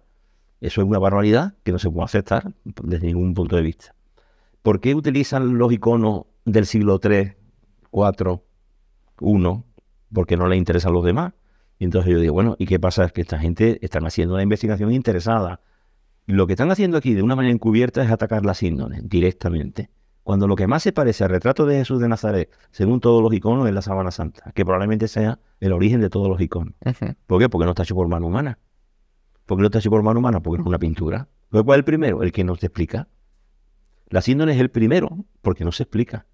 Todos los iconos que podamos estudiar del siglo V en adelante, que el mundo está lleno, sobre todo toda la parte de Oriente, y en Occidente también hay muchos, pero más en la parte oriental, como el santo y magnífico rostro del Santa Catalina del Sinaí, un icono maravilloso del siglo V, que tú lo ves y dices, es el retrato de Jesús. Todos reconocemos el retrato de Cristo. Es un retrato que la ha oficializado el arte de Oriente y Occidente y se parece enormemente a la síndrome. ¿Por qué la síndrome en el origen? Porque no tiene explicación. pictórica, mientras que todos los demás, tú haces un análisis y tienes explicación pictórica. Se estudia el Santo Rostro de Jaén, es una pintura. Se estudia el de Alicante, es una pintura. Claro. Este no lo es. Entonces, claro, yo intento explicar en esa parte del libro por qué entro en eso. Y después ya entro en lo que es simplemente ver la iconografía, ver la referencia de esa iconografía con el tal, y después un poquito hablar de la Sábana Santa, pero desde el punto de vista de cuándo empieza a ser un objeto de interés para la ciencia y para los artistas, sobre todo para los artistas. Y entonces pues pongo las diferentes esas etapas que hay, anteriores al año 1000, desde 1353 al año 1532, que es cuando se quema, del 1532 al 1898, primera fotografía, de 1898 hasta el año 78 y del año 78 hasta nuestros días. Esas son una serie de etapas por las que pasa la síndrome. Y aunque no entro desde el punto de vista de hacer una trazabilidad histórica de todo esto, entonces sería un libro de historia que no me compete además a mi formación, no es lo que yo tengo que hacer dentro de este equipo. Como historiador no, tenemos nuestros historiadores para eso. Y entonces, bueno, tampoco quiero entro en el análisis de la imagen, sus características, pues entonces sería para la física, para la química, para la bioquímica, para la medicina forense, etcétera. De la medicina forense sí, evidentemente, porque son los datos que yo utilizo. Claro. Y entonces, claro, lo que sí es verdad que en algunas de las páginas sí entro en el asunto, sobre todo en las conclusiones de lo que la imagen no es. Sencillamente, de lo que no es. Porque eso sí se puede afirmar. Eso se puede perfectamente delimitar. Es decir, aquí hay una cosa clarísima. Sabemos lo que no es. ¿Vale? Entonces, no tenemos respuesta plausible por lo que conocemos hoy de la física moderna. Incluso con la física moderna en la mano podemos ver vías de darle una explicación, pero son muy fantásticas. Sobre todo con la mecánica cuántica. Pero si hablamos de la física de la materia, de la física newtoniana o de la física de Einstein, estamos hablando de lo que es el concepto de materia ordinaria, de lo que es el concepto de espacio-tiempo, que ya no se separa espacio de tiempo, ahora es espacio-tiempo porque aceptamos la teoría de la relatividad, y con todo eso en la mano no tenemos ni idea de lo que es. Con la química en la mano tampoco. Y cuando encontramos una explicación que puede tener algo que ver con la química, es totalmente incompatible con la física. Y cuando encontramos algo que podría explicar la parte física de lo que la imagen es completamente incompatible con la química. Y en el mundo natural todo funciona, química y física funcionan de la mano. Y eso es una cosa que están relacionadas. Sin embargo, en la síndrome no hay relación posible con eso. Y entonces ahí sí que entro un poco en eso y después ya explico cómo empecé el primer retrato, el otro torturado, mi aventura de intentar dibujar la síndrome. Eso fue tremendo porque claro, uno ve esa imagen cuando la ve en fotografía, como ves aquí en la portada, pues es una imagen que se ve tan clara. Y dices tú, qué claro se ve esto, pero esto no es lo que es, ¿eh? Esto es cuando hacemos una foto y la ponemos en positivo. Esto es mucho más raro. ¿Por qué? Porque está pintado con el claroscuro invertido. Es decir, lo que tenía que ser luz es sombra. Y lo que tenía que ser sombra es luz. ¿Qué artista de la Edad Media se le va a ocurrir hacer eso? A ninguno. ¿Dónde hay un icono en el mundo donde pongas tú las luces al revés? Ningún artista. Pero incluso ahora que tenemos ya ese concepto del negativo fotográfico, bueno, ya se nos está olvidando, esa es la verdad. Ya con todo digitalizado. Porque nadie consigue hoy día un negativo. Nadie. Pero tú imagínate, esto es un negativo fotográfico, protofotografía. Hay que entender que el que la hizo consiguió hacer una protofotografía 500 años antes de inventar la fotografía y ahora se resistió a revelar el negativo. ¿Quién cuando hacíamos fotografía analógica nos guardábamos el negativo un año o dos sin revelarlo? Porque hasta que no lo revelabas no sabía lo que te había salido. Entonces, 500 años guardó este negativo para poderlo positivar. Sabía ya que íbamos a tener un procedimiento para positivar películas, y iban a ser películas en cristal, que fue la primera foto que se hizo, que además es malísima como fotografía. Ya todas las que vemos posteriormente, del año 34, las posteriores, las que se hacen en la década de los 60, las que se hacen en la década de los 70, las de, por supuesto, todo el proceso que se sigue con el Sturk, que se hacen más buenas fotografías por Barry Schwartz, que fue el fotógrafo oficial, con una máquina maravillosa que entonces era de las mejores que había en el mundo, de una máquina de gran formato, una Hasselblad, que costaba un pastón. Es un negativo de gran formato, de una calidad, y además con diapositivas magníficas. Todavía casi te diría yo que no se ha igualado la resolución de la fotografía de Barry Schwartz, Te diría, un fotógrafo realmente impresionante. Y entonces, bueno, pues esto es lo que ya entro yo a explicar en el último capítulo, aparte de esa aventura de intentarla dibujar. Cuando yo me puse delante el facímil y le puse un papel transparente encima, un vegetal muy fino, hago así con el lápiz y digo, bueno, pues yo aquí no veo nada. Me alejaba 2 metros, veía perfectamente. Me acercaba, no veía. Es decir, que el que tuvo que pintar aquello, lo tuve que pintar con un pincel, que tuviera un cabo de 2 metros. 2 metros, ¿eh? A partir de 2 metros tú ves algo, pero cuando te acercas no ves absolutamente nada. Tú te pones aquí, viendo la síndrome a esta altura, tú nada más que ves sarga. De hecho, algo así Sangre, salga, mancha. Cuando en la exposición que se Sí, llevó a Almería, pasaba exactamente igual. Tú te acercabas, tú la imagen la veías muy bien en ese facímil buenísimo, ¿no? Que es muy bueno. Pero cuando te acercabas al facímil ya y tú quieres ver detalle, ninguno. Claro, cuando hacíamos la fotografía y la poníamos ya, claro, invertía el claro oscuro, ahí ya se empiezan a ver cosas, ¿no? Entonces, por eso, a partir de la primera fotografía, empiezan los artistas a intentar representar al personaje y ya no copian las síndromes, ¿ya no? Antes de la fotografía lo que se hacían eran copias de la sábana. Hay unas 150 copias catalogadas en España, ¿eh? Se han catalogado 150. Probablemente hay más que no hemos llegado a catalogar, incluso las hay de pequeños formatos, ¿eh? Y tiene que haber muchas más. Ya sabemos que Felipe II manda hacer más de 20. Felipe II conocía al sudario de Oviedo, ¿eh? Felipe II sabía que en la catedral de Oviedo, en la catedral románica de Oviedo, en la Cámara Santa había una cosa que se llamaba Sudarium Domini. Y él pensaba que aquello podía tener que ver con la cosa que él conocía muy bien, que era la síndrome que tenía la Casa de Saboya. Porque su hijo Felipe III está casado con una de la Casa de Saboya. Felipe II conocía perfectamente la síndrome. Probablemente le habría tocado incluso, porque a él le gustaban mucho todas las cosas del misterio y todas esas cosas le encantaban. Y claro, ¿qué pasa? Que él piensa que lo que hay en Oviedo a lo mejor tiene que ver con lo que hay en Chamberí, que es cuando él la conoce, ¿no? Entonces, ¿qué es lo que hace? Pues a su cronista Ambrosio de Morales, lo manda a Oviedo. Lo manda a Oviedo para que vea, porque él quería saber todas las reliquias que había en España que pudieran tener importancia, ¿eh? Entonces, una de ellas era eso que él pensaba que podía tener relación con lo otro. A ver si tenía una imagen también, claro. Porque es lo que siempre se ve aquí, ¿no? Y entonces Ambrosio de Orellana, pues tiene un libro, tiene un escrito de todo ese viaje, son los relatos de las crónicas del viaje de Ambrosio de Orellana, y es muy interesante porque resulta que en ese texto hay una parte que explica qué es lo que le dice a Felipe II cuando vuelve del viaje. Entonces cuando vuelve del viaje, él cuando ve allí el pañolón, lo mide y da las medidas que tiene, pero las da en cuadrado, quiere decir que estaría plegado por la mitad probablemente. Y entonces, pues cuando vuelve, pues claro, no sabe cómo explicarle al rey lo que no ha visto, porque lógicamente él quería ver una imagen, pero como no se lo puede decir, entonces le dice: Majestad, debo de ser un pecador tan grande que no he visto nada. O sea, se echaba la culpa a él. Como soy un pecador muy grande, no he visto absolutamente nada. Pero la sangre está como deslavada. Entonces Felipe II, cuando le dice que la sangre está deslavada, él conoce que la sangre de la síndrome, de una manera rara, pero que tiene casi su explicación también bioquímica, se mantiene demasiado roja para ser antigua. Esa es la pega que siempre le han puesto. Sobre todo la sangre que está dentro de la imagen, no la que se sale de la imagen. Sin embargo, en el sudario, toda la sangre es de color café. Más normal. Porque una sangre, enseguida que pasa un tiempo, tiene una gran afinidad con el oxígeno y se va a poner oscura, se va a poner marrón. Como en el sudario de Oviedo es.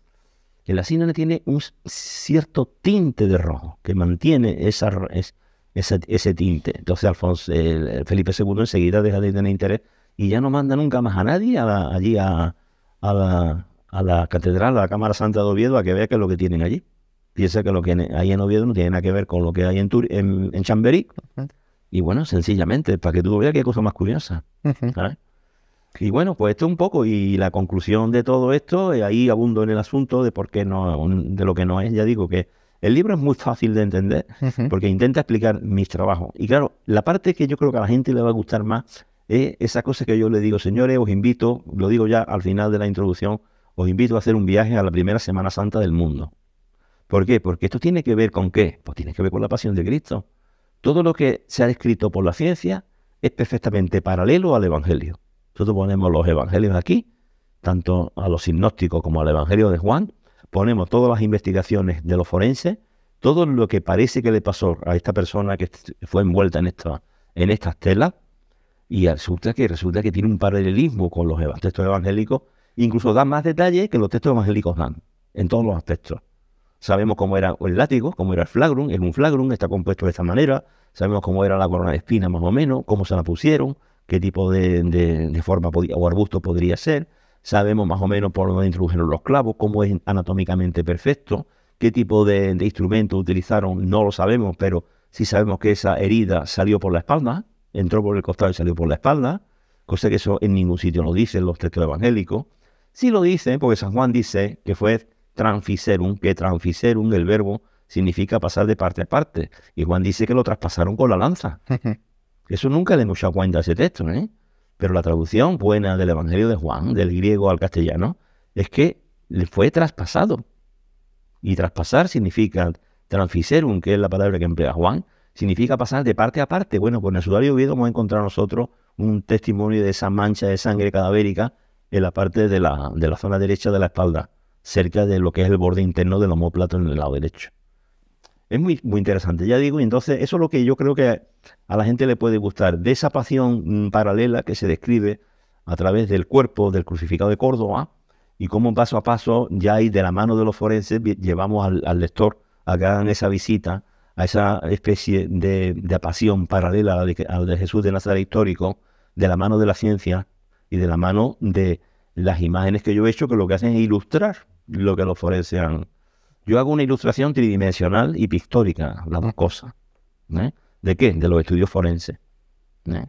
¿Por qué? Porque los forenses me han dado la información que yo he necesitado para poder hacer eso, si no, claramente es muy difícil encontrar a alguien que se ofrezca voluntario a que tú le des con un látigo flagrum, un tasillatum, y muy difícil también que te acepten una crucifixión, evidentemente. Entonces nosotros todo eso lo hemos hecho a base de modelos, a base de, bueno, se han hecho pruebas, bueno, el doctor Bucklin hizo pruebas con cadáveres golpeándolos con flagrum, se han hecho con fragmentos de cerdos recién sacrificados, se han hecho pruebas de todas clases. Sabemos cómo Pierre Barbe llegó a crucificar a cadáveres, llegó a cortar brazos, brazos recién amputados y colgarlo con 200 kilos por diferentes sitios, a ver por qué parte resistían los clavos y ver que la parte más posible era la parte de la muñeca y no por la palma de la mano, como siempre se han representado.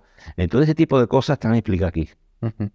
Por dónde pudo entrar el clavo de los pies, pero también nosotros en el libro hacemos mucho hincapié a cosas que nos preguntan muchas veces. Bueno, y mire usted, ¿y los clavos qué eran? ¿Redondos o poligonales? Mire usted, nosotros lo que vemos son heridas. Vamos, heridas no, vemos manchas dejadas por heridas, pero la herida no la vemos.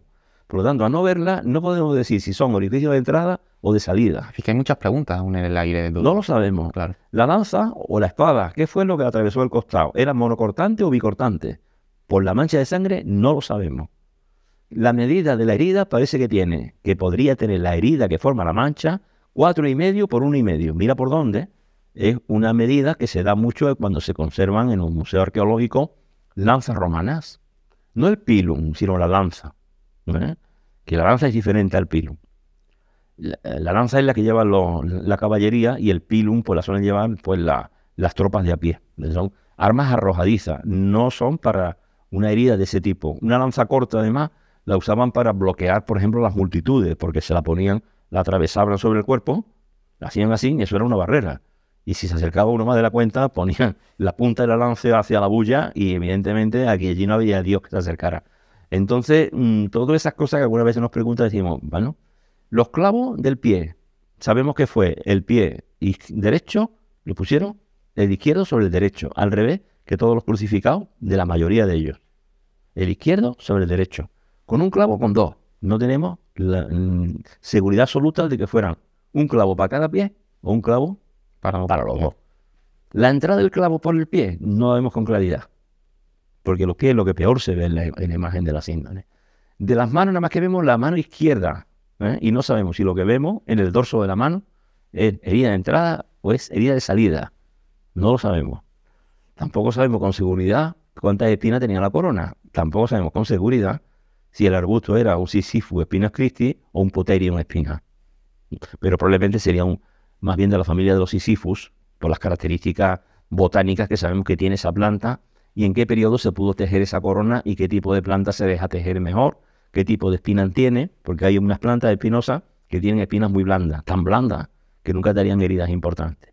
Y lo que se deduce de los estudios forenses es que el cuero cabelludo de ese hombre pudo despegarse del cráneo.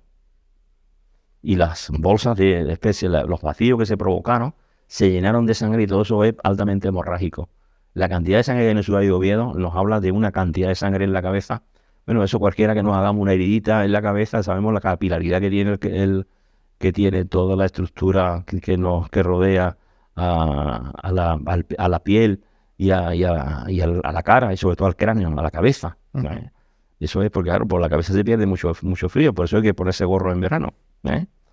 Muy importante, porque si no, tu cuerpo pierde la temperatura muy rápidamente, ¿no?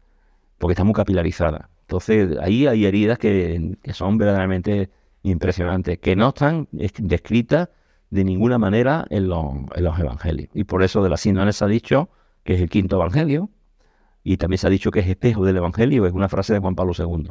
La sábana santa es un espejo del evangelio, y es una provocación para la inteligencia humana, y una provocación para la ciencia. Es una provocación.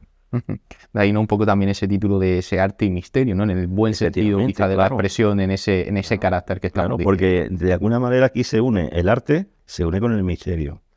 Claro, ¿por qué? Y este misterio que no se entienda por esas cosas esotéricas, por esas cosas que... A mí me da mucho coraje cuando veo que la síndrome es tratada entre los misterios estos. Bueno, pues es muy fácil ver a lo mejor artículos y cosas que te las ponen entre los platillos volantes, los fantasmas y el Nessie. Y de pronto está la síndrome ahí como un elemento más de esa especie de trilogía, ¿no? El monstruo del lago Ness, la sábana santa y los platillos volantes. Vamos a ver. Esto es un objeto físico que se puede estudiar con la ciencia en la mano, mientras que lo otro no es. Lo otro no es. Y entonces, aunque pueda incluso decir, no, pero es que se han registrado cosas extrañas en el cielo. Sí, sí. Yo vi una vez uno, vamos. Sí, y yo lo registré, hice una foto también, claro que sí. Pero eso no quiere decir nada. No se puede estudiar científicamente, esto sí. Claro.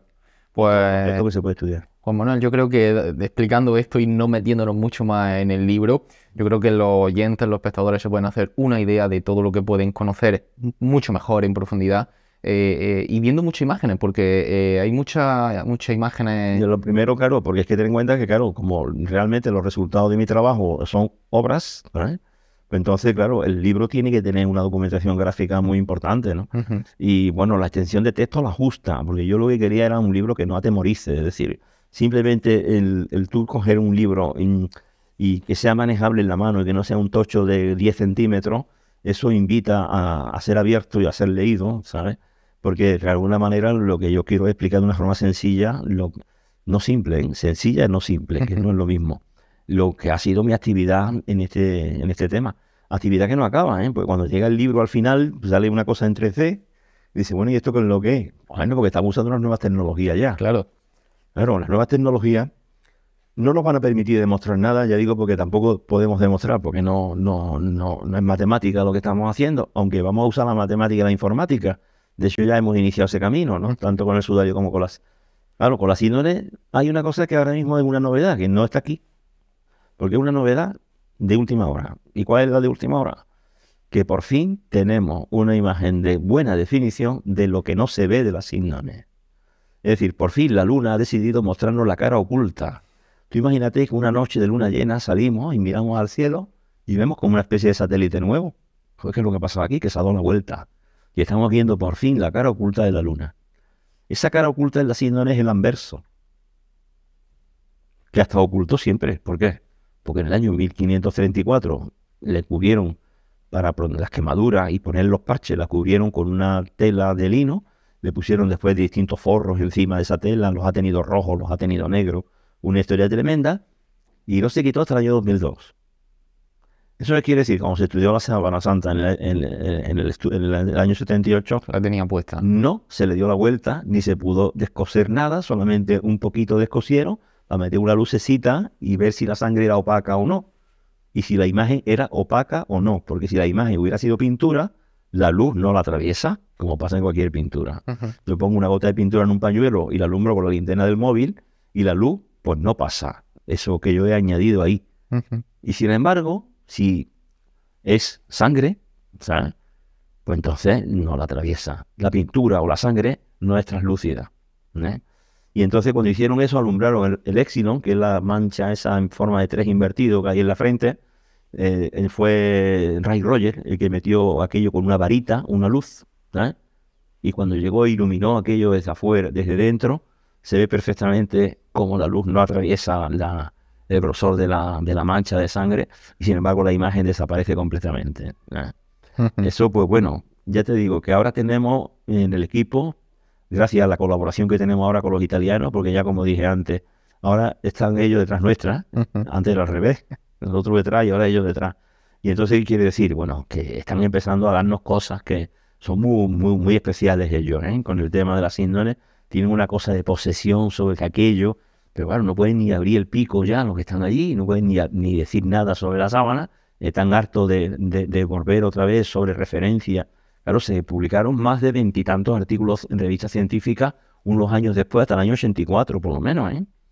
Es decir, que mucha gente dice, bueno, el Sturm hizo una investigación, pero eso no ha salido en ninguna parte, ¿cómo que no? ¿Y cuántos artículos han hecho en revistas científicas del Sturm? Un montón, no sé si son 40 por lo menos, ¿eh? ¿Qué es lo que pasa? Que los artículos esos no llegan al público, para nada. Para empezar, están en revistas que la mayoría de ellas están en inglés, ¿eh? Y las que no están en inglés están en otro idioma, en español poquísimas. Todas estas revistas indexadas, que son revistas importantes, que son revistas que son revistas científicas de alto nivel, allí no publica cualquiera, ¿eh? Claro. Un artículo en una revista de esa, eso no llega tan fácil, ¿eh? Si hay tanto es porque el Sturm llegó a conclusiones importantísimas.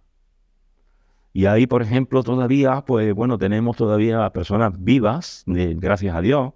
A Heller, por ejemplo, que bueno, que Heller escribió una carta que la dirigió a miembros del equipo italiano y llegó también a manos de miembros del equipo nuestro, en que nos decía más o menos bueno, lo que él defendía con respecto a cómo la síndrome tiene que ser tratada como objeto científico. No tiene desperdicio la carta. Y al final termina diciendo, en esta aventura todos salimos con una enorme dosis de humildad.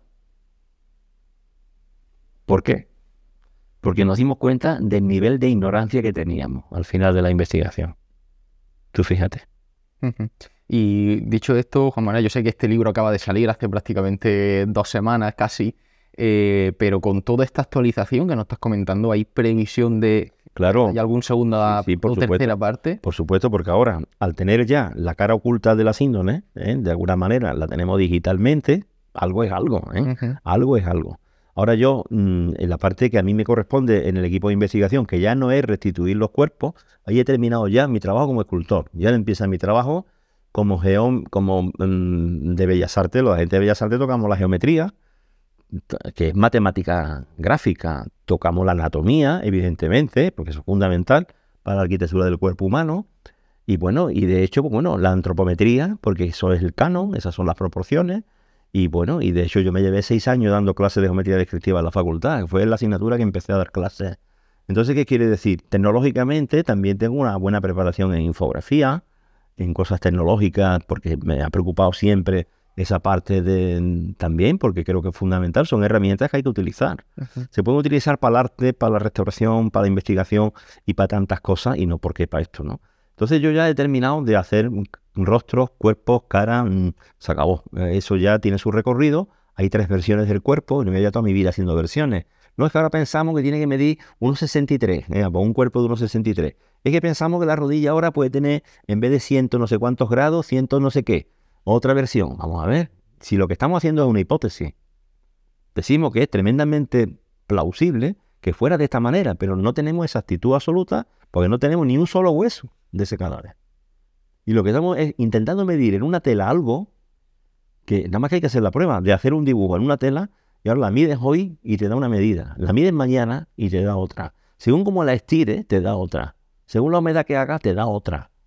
Según cómo muevas la tela, cambias la forma. Claro. Entonces, claro, nos piden cosas que no podemos decir, como ¿cómo es la forma de los clavos? Mire usted, no sé si son poligonales o redondos. Lo más seguro que sean poligonales, porque en forja es mucho más fácil hacer un clavo poligonal que uno redondo. Tienes que dar más o menos martillazo. Claro. Pues bueno, empezaremos por este primer... Entonces, claro, el segundo será la correlación síndrome-sudario, que probablemente el título sea Sudario de Oviedo, la clave de la autenticidad de la síndrome. Pero bueno, este misterio, como digo, pues puede tener por lo menos un pequeño planteamiento con este libro, como estamos diciendo, un pequeño acercamiento dentro de todo este vasto conocimiento, y que puede servir a mucha gente pues a adentrarse, a descubrir cosas que la ciencia, vosotros los investigadores, habéis podido demostrar, y por supuesto estar muy pendientes a esas futuras obras que seguro vendrán a complementar todo. En ese libro intentaremos recoger, de hecho, por ejemplo, yo casi prácticamente se podría decir que en el sudario de Oviedo estoy desde 2006 trabajando, y entonces ya casi se puede decir que está escrito. De hecho está escrito prácticamente. Y lo que pasa es que toda la información gráfica está también. Lo que pasa es que habría que darle cuerpo de libro a todo eso y, no sé, hacer quizá una síntesis. Y además, como estoy revisando capítulos continuamente, porque estamos continuamente descubriendo cosas, desde junio del año pasado encontramos en el sudario de Oviedo un dato que se nos había escapado hasta ese momento, y a partir de ahí nos ha puesto patas arriba un montón de cosas que habíamos hecho. Y ahora, cuando tenemos ya la otra cara oculta de la síndrome, me ha puesto patas arriba algunas cosas que también teníamos hechas. Y entonces, ¿qué es lo que pasa? Que todo eso intentaremos que entre en ese libro, que serán 2-3 años, lo que tendrá que tardar, porque si no, no tiene sentido que se haga inmediatamente detrás de este, ¿no? Claro. Pero bueno, este está, y todo lo que... En este explicar mi obra hacia la gente que viaje en el tiempo y visiten la primera Semana Santa de la historia, como yo digo, y si es posible, pues en el libro también lo hago. Les invito a que vayan al Museo de la Pasión de Cabra, porque ahora mismo es el único museo de la Pasión que hay en España, que tiene incluso dentro del museo, y hecho en piedra, un sepulcro siglo I. Un sepulcro de tipo que se pudo haber utilizado, a lo mejor en el caso de Jesús de Nazaret o en el hombre de la síndrome, y que se está basado en los planos de nuestro arqueólogo de referencia, Florentino Díez, que llevó 20 años excavando en Tierra Santa, en la zona del Santo Sepulcro, con lo cual lo conoce muy bien, y nosotros lo conocemos muy bien gracias a la obra de Florentino, y al mismo tiempo, pues también a una tumba de una princesa judía del siglo I, que ha sido medida y tomada como referencia para construir la tumba de Cabra, ¿no? Museo de la Pasión. Es verdaderamente interesante. Pues dicho queda, Juan Manuel, y por supuesto queremos, antes de terminar, agradecerte de nuevo que nos recibas en tu taller, que nos abras la puerta a todo este conocimiento que siempre tratamos de llevar lo más lejos que podamos desde nuestro humilde programa, y en fin, y que todo el que quiera investigar más, por supuesto, le recomendamos que se acerque a este libro, que, como decía, es fácil de digerir a pesar de todo este conocimiento, y que seguro le va a ayudar a poner todo esto sobre su conocimiento también. Así que muchísimas gracias, Juan. Muchísimas gracias a vosotros. Y estamos siempre en contacto y pendientes de todo lo que vayáis avanzando. Ahí iremos. Para transmitírselo a toda la gente. Así que muchas gracias. Gracias a vosotros. Ponerse en buenas manos siempre es la mejor decisión. Por eso, si eres una empresa o un particular, encontrarás el mejor asesoramiento en la asesoría 2M5.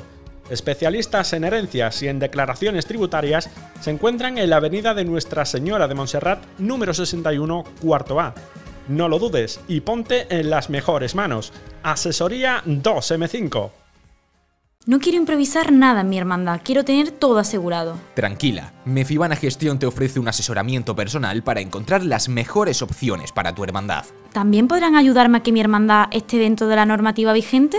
Tranquila, Mefibana Gestión pondrá a tu disposición a expertos para analizar tu situación y solucionar las posibles faltas. ¿Y nos podrían ayudar con los engorrosos procesos administrativos? Tranquila, Mefibana Gestión dispone de profesionales que te facilitarán toda tu gestión. Contacta con Mefibana Gestión a través del correo mefibanagestion@gmail.com y asegura tu tranquilidad.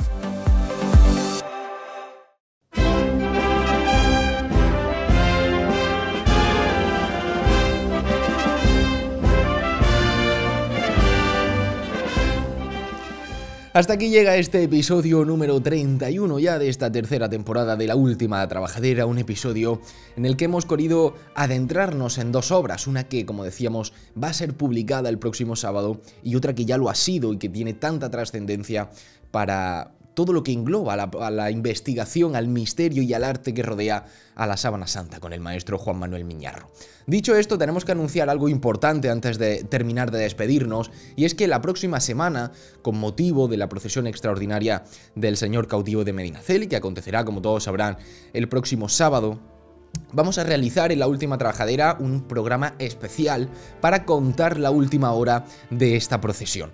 Por ende, vamos a adelantar la emisión del programa del domingo al viernes día 2 de junio a las 7 de la tarde, como decimos, emitiremos el próximo episodio, el episodio número 32, que dedicaremos de forma especial a la salida extraordinaria del señor cautivo de Medinaceli, en el que podremos conocer, como digo, esa última hora. Hablaremos de los últimos detalles, de cómo los hermanos están viviendo ya estos últimos momentos. Hablaremos también de una parte histórica que tendrá mucho peso en la procesión extraordinaria. Hablaremos también de música y de muchas cosas más.